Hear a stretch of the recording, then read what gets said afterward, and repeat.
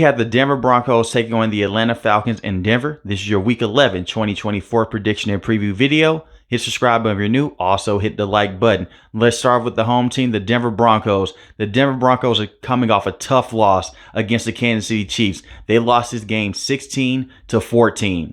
And on the day, the Denver Broncos played very well. They played good enough to win. It just came down to the last play of the game. The kicker got his field goal attempt blocked, and that was pretty much it. And the Denver Broncos, like I mentioned, they went out there and they played hard. Bo Nix on the day was 22 of 30, very efficient. 215 passing yards, 2 passing touchdowns, 0 interceptions. And you look at Estime, who has become the best running back on the team so far this season. 53 rushing yards last week. You also have Marvin Mims, who had 17 rushing yards. You have to get more out of the run game in this matchup. I know that this is a dink and dunk system majority of the time with Bo Nix and Sean Payton because of the lack of talent at the wide receiving position. But we've seen Courtland Sutton go out there and have some good games this season and last season as well. And speaking of Courtland Sutton, you look at what he was able to do last week. He has 70 receiving yards, offered 6 catches for 1 receiving touchdown. And one of those catches went for 32 yards. That was the receiving touchdown. You also have Devon as well. He came in, 4 catches, 39 receiving yards, 1 receiving touchdown. You have to find a way to get these wide receivers out in space and get them going deep down the field. But you have to work on the run game first. It's going to be very interesting to see how Sean Payton attacks the Atlanta Falcons defense because the Falcons defense has given us some big plays in the run game. Their pass defense is very good because they have A.J. Terrell. They have Justin Simmons, who is a former safety with the Denver Broncos. He played his entire career with the Denver Broncos before they decided to move on from him. Now he's with the opposing team. And they also have Jesse Bates, one of the best safeties in the NFL. So you don't want to just go out there and put Bo Nix into a situation to where he has to pass the football all day. But at the same time, the Atlanta Falcons defense is very vulnerable. They've struggled to stop the run in certain matchups this season, and they have one of the lower pressure rates in the NFL in terms of going back there and sacking the quarterback. They sacked Derek Carr 0 times last week. So go back there, work off the run game, work into play action, and you should be able to get Bo Nix out on the run as well. Bo Nix had a very good rushing attack against the Seattle Seahawks early this season and against the New Orleans Saints. And usually when this Broncos team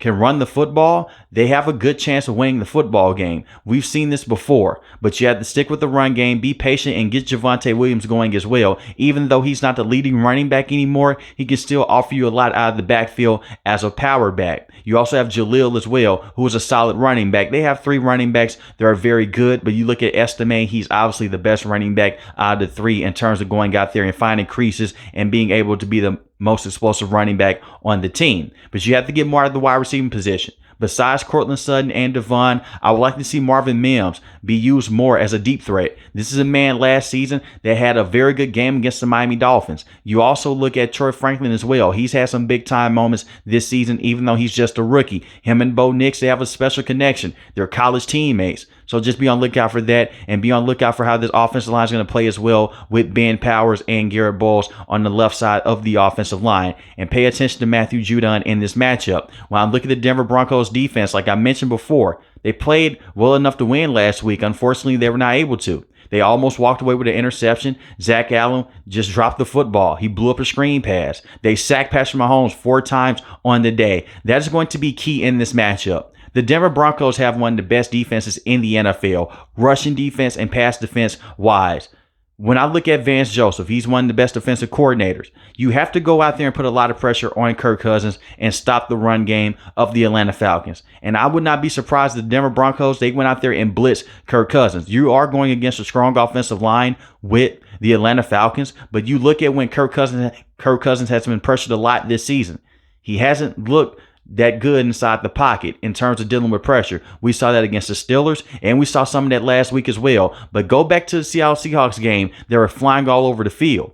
The Denver Broncos defense, they have a lot of fast players and they have a lot of physical pass rushers. Guys like Zach Allen, who is questionable for this game, but he is on pace to play in this game. John Franklin Myers as well. Both of those guys both have 5 sacks. Nick Bonito has 7 sacks on the season. They also have Jonathan Cooper as well. Every single last one of those guys can get to the quarterback, and they are powerful pass rushers that can also go out there and stop the run. And it's more than just their front 7. They also have a very good secondary as well. Patrick Surtain is one of the best cornerbacks in the NFL.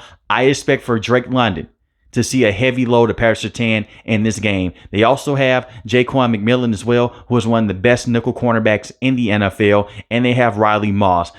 The biggest thing here for the Denver Broncos is to make sure you don't get beat deep and to make sure that you always have a body on Kyle Pitts. The Atlanta Falcons' strength is their offense, and lucky for the Denver Broncos, their strength is their defense. This is going to be a very fun matchup. Now let's talk about the Atlanta Falcons. Similar to what happened last week to the Denver Broncos with special teams letting the entire team down, unfortunately, they lost to the New Orleans Saints 20-17. And the reason why I bring up special teams, they didn't deal with a block kick.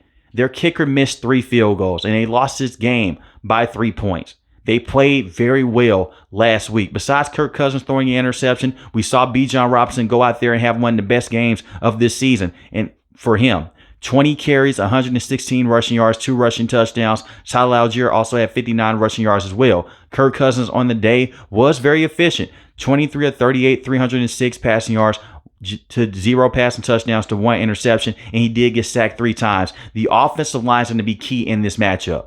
You have to wear out the Denver Broncos defense and run the football with Bijan Robinson, Tyler Algier, and Kirk Cousins has to take care of the football. The red zone offense has to be better. You have to find a way to go in there and score.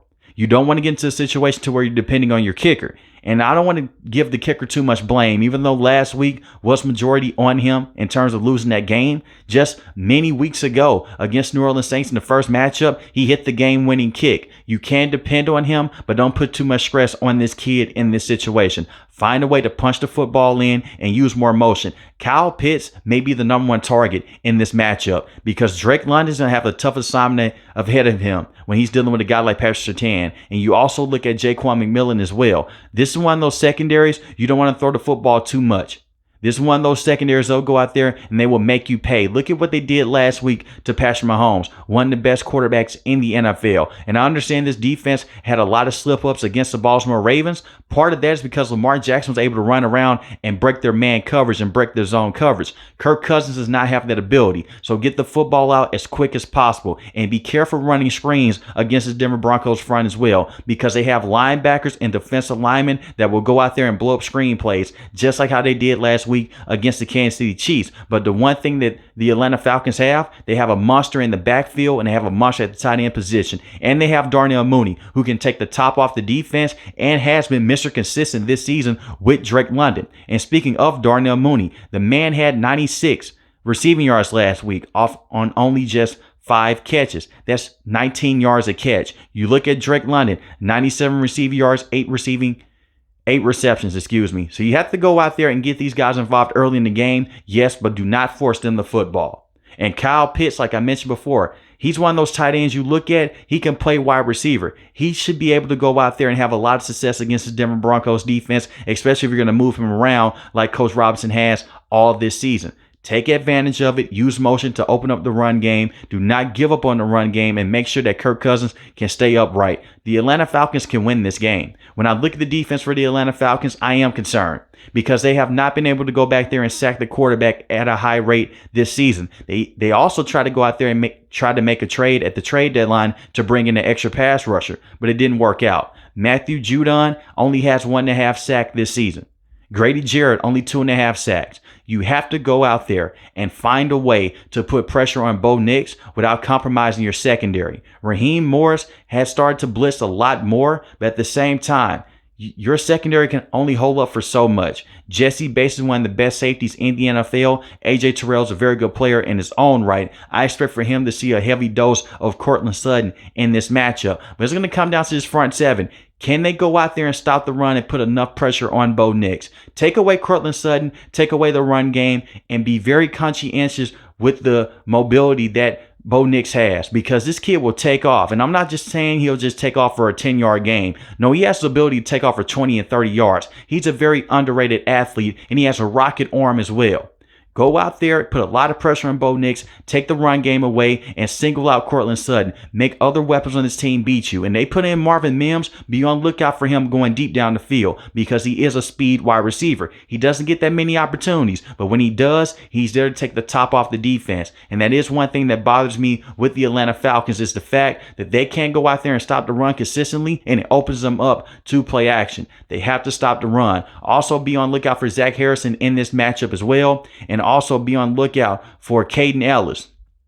Caden Ellis has been a very good linebacker this season for the Atlanta Falcons, and I expect for him to go out there and to have another big-time game in terms of going out there and having a lot of tackles. And Arnold has to step up as well. This is a man that only has 1 sack on the season that came against the Dallas Cowboys, put more pressure on Bo Nix in this matchup. With that being said, I do believe that the Atlanta Falcons will win this game, but I have the Falcons win this game in close fashion. I believe the Atlanta Falcons will walk out with the win, 23-17. But let me know in the comment section below, who do you have winning this game, the Atlanta Falcons or the Denver Broncos? If you're new to the channel, hit the subscribe button. If you like the video, hit the like button. Most importantly, want each and every last one of you guys stay safe, stay positive. Thanks for watching the video, guys. God bless. Peace.